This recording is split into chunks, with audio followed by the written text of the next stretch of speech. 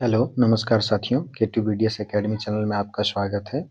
आज हम लोग क्लास 11th के second poem the laburnum top को पढ़ेंगे, जिसे टेड ह्यूज ने लिखा है। इस पोएम में सबसे पहले दो वर्ड का मीनिंग आप समझ लें। जैसे पहला जो है वो है लेबरनम। लेबरनम क्या है? तो यह शॉर्ट ट्री, एक छोटा सा पेड़ है विथ हैंगिंग ब्रांचेस। इसमें जो टहनियाँ होती हैं वो लटकते हुए होते हैं। येलो फ्लावर्स, और इसके जो फूल होते हैं वो येलो होते हैं, पीले कलर के होते हैं। एंड पॉइजनस सीड्स, और इसके जो बीज होते हैं वो पॉइजनस होते हैं, मीन्स जहरीले होते हैं। दूसरा जो वर्ड है हमारा वो है गोल्ड फिंच। ये जो गोल्ड फिंच है एक सिंगिंग बर्ड है, अ स्मॉल सिंगिंग बर्ड, मतलब छोटी सी गाती हुई चिड़िया। विथ येलो फीदर्स, इसके जो पर होते हैं वो पीले होते हैं। और ऑन इट्स विंग्स, और इसके पंख पर। तो आप यहाँ पे कंफ्यूज मत होइएगा। फीदर और विंग्स, विंग्स वो हिस्सा होता है चिड़िया का जिससे वो उड़ने का कार्य करती है, और उसके ऊपर जो छोटे छोटे होते हैं उसे पर कहते हैं। जैसे कबूतर के पर आपने देखा होगा, सफेद कलर के होते हैं, उसी प्रकार। तो ये जो गोल्ड फिंच है इसके जो पर हैं वो येलो कलर के हैं। अब हम लोग लाइन बाय लाइन इस पोएम को एक्सप्लेन करते हुए समझेंगे। फर्स्ट लाइन है, the laburnum top is silent quite still. जो लेबरनम टॉप है, लेबरनम का ट्री है, वो बिल्कुल शांत है। क्वाइट अस्टिल, बिल्कुल स्थिर है। In the afternoon yellow September sunlight, सितंबर की दोपहर की हल्की धूप में, पीली धूप जो है इसलिए यहाँ पे येलो सनलाइट कहा गया है। यहाँ पे जो येलो सनलाइट कहा गया है ये ऑटम सीजन को इंडिकेट कर रहा है। नेक्स्ट लाइन है, a few leaves yellowing all it's seeds fallen. इसका अर्थ है उसके कुछ पत्ते, फ्यू लीव्स मतलब कुछ पत्ते पीले पड़ गए हैं। ऑल इट्स सीड्स फॉलन, और इसके बीज, सभी बीज नीचे गिर चुके हैं। तो यहाँ पे येलोइंग का अर्थ क्या है? पीला पड़ना या फिर मुरझाना।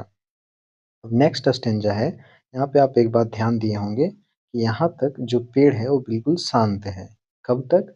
तो जब तक वहाँ गोल्ड फिंच जो पक्षी है वो नहीं आ जाती। तो इस लाइन में हम लोग उसी बात को समझेंगे। Till the gold Finch comes, जब तक पेड़ पर गोल्ड फिंच नामक पक्षी नहीं आ जाती। गोल्ड फिंच, जैसा कि आपको बता दिया गया है, एक छोटी सी सिंगिंग बर्ड है। विथ अ ट्विचिंग चीयरअप, मतलब हल्की फड़कन और चूं चूं की आवाज करते हुए। ट्विचिंग मतलब फड़कन और चीयरअप मतलब चूं चूं। यह suddenness, startlement at a branch and. अब क्या होता है? ब्रांच एंड मतलब टहनी के सिरे पर अचानक हलचल और चौंकने जैसा एहसास होता है। Then, sleek as a lizard and alert and abrupt, she enters the thickness। अर्थ ये है, फिर वह चिड़िया छिपकली की तरह स्लिक, फुर्तीली, एंड अलर्ट, सतर्क, और एब्रप्ट, बहुत तेजी चाल से, सी इंटर्स द थिकनेस, वह पेड़ की घनी डालियों के अंदर इंटर करती है, मतलब जाती हैं।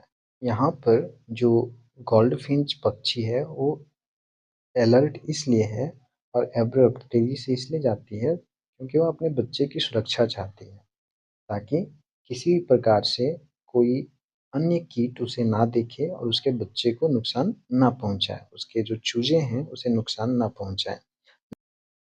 And a machine starts up, इसका अर्थ ये है कि अचानक से वहाँ पे एक मशीन के जैसा आवाज़ें आने लग जाती है। यहाँ मशीन स्टार्ट्स अप मतलब मशीन चालू नहीं हो जाती बल्कि मशीन जैसी आवाज़ें आने लग जाती है। ये जो आवाज़ें हैं वो किसकी होती हैं? तो गोल्ड फिंच के छोटे-छोटे बच्चों की, मतलब चूज़ों के, जो घोंसले में पहले से मौजूद थे। उसकी माँ को देखकर वो चहचहाने लग जाते हैं। तो ऑफ चिटरिंग्स, कैसी आवाज़ें आने लग जाती है? तो चिटरिंग्स, चूँ-चूँ की आवाज़ें। And a tremor of wings, पंखों की फड़फड़ाहट के। एंड ट्रिलिंग्स, और किसकी? मधुर काँपते हुए आवाज़ों को ट्रिलिंग्स कहा गया है। तो जो छोटे-छोटे चूजे हैं उनके मधुर आवाज़ें जो आ रही है उसे ट्रिलिंग्स कहा गया है।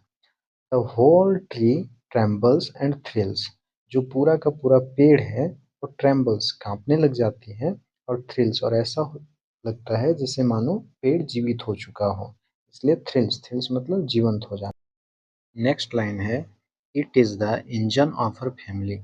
गोल्ड फिंच को इंजन कहा गया है। इंजन कहने का तात्पर्य है, इंजन यहाँ पे एक मेटाफोर, रूपक की तरह काम कर रहा है। जिस तरह इंजन गाड़ी को चलाता है, उसी तरह गोल्डफिंच माँ जो है अपने बच्चों को ऊर्जा देती है। उसके आने से ही घोंसले में चहल-पहल शुरू होती है और सब जीवंत हो जाते हैं, इसलिए गोल्डफिंच को इंजन कहा गया है। नेक्स्ट लाइन है, she stokes it full then flirts out to a branch end. अर्थ ये है, वह बच्चों को खिलाकर पूरी तरह से पेट भर के खिलाकर फिर तेजी से बाहर आ जाती है और बाहर आके टहनी के सिरे पर बैठ जाती है, जहाँ से वो फर्स्ट में इंटर की थी। शोविंग हर बेयर्ड फेस आइडेंटिटी मास्क, मतलब अपने बेयर्ड फेस जो आइडेंटिटी मास्क है उसका, उसे दिखाते हुए। बेयर्ड फेस मतलब धारियों वाले फेस, उसके चोंच पर धारियां बनी हुई है जो गोल्ड फिंच के आइडेंटिटी मास्क के रूप में कार्य कर रही है। आइडेंटिटी मास्क मतलब पहचान का निशान। Next है, then with a delicate whistle cherub whisperings, she launches away towards the infinite. Means वह हल्की, नाजुक, थोड़ी रहस्यमयी सी सीटी जैसी आवाजें निकालती है और वह उड़कर दूर अनंत आकाश की ओर चली जाती है। यहाँ पे जो इरी है, इरी का अर्थ होता है रहस्यमयी तरीके से, एकदम अलग तरीके से, और डेलिकेट मतलब नाजुक, कोमल, है ना। और विशल चिरप विस्परिंग्स मतलब सीटी जैसी चूं चूं की आवाजें निकालना। और फिर she launches away towards the infinite, वह अनंत की ओर उड़कर चली जाती हैं। लास्ट लाइन है, and the laburnum subsides to empty, मतलब वह पेड़ फिर से शांत हो जाता है और स्थिर हो जाता है। सबसाइड्स मतलब शांत हो जाना और एम्पटी मतलब खाली हो जाना। तो वह पेड़ फिर से शांत, खाली और स्थिर हो जाता है। यह जो पोयम है द लेबरनम टॉप, यह हमें प्रकृति और जीवन की खूबसूरती दिखाती है। पेड़ शुरू में शांत और खाली होता है, पर जैसे ही गोल्डफिंच आती है, पूरा पेड़ जीवंत हो उठता है। चिड़िया अपने बच्चों को ऊर्जा देती है और फिर वह उड़ जाती है और पेड़ दोबारा शांत हो जाता है। इस तरह कवि जो है, पोएट जो है, वो दिखाता है कि जीवन लगातार बदलता रहता है, कभी शांत, कभी हलचल और फिर शांति। और दूसरा मैसेज इसका यह भी है कि माँ का प्यार और देखभाल ही परिवार की असली ऊर्जा है। जैसे माँ चिड़िया जो है वो आती है तो जीवन जागता है और उसके जाने पर प्रकृति फिर से शांत हो जाता है। तो इसमें माँ के महत्व को भी कहीं न कहीं बताया गया है। तो यह पोएम अब समाप्त होता है। इसके जो भी एमसीक्यू होंगे वो मैं अगले पार्ट में करवा दूँगा। धन्यवाद।